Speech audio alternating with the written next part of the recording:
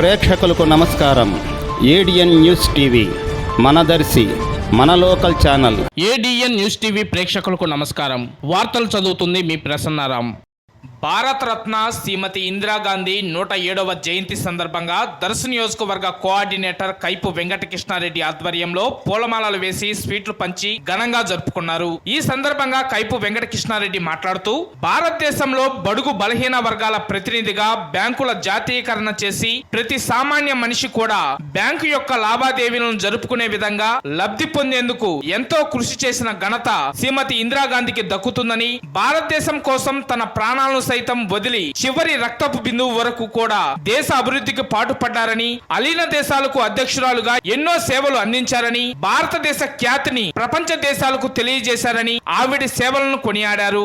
ఆవిడ ఆశయాలను మనమందరం కూడా ఆచరించి కాంగ్రెస్ పార్టీ అయితేనే భారతదేశం సుభిక్షంగా ఉంటుందని, దానికి అనుగుణంగా అందరం కూడా కృషి చేసి కేంద్రంలో మరియు రాష్ట్రంలో తిరిగి కాంగ్రెస్ పార్టీ అధికారంలోకి తీసుకురావాలని ఆయన ఆకాంక్షించారు.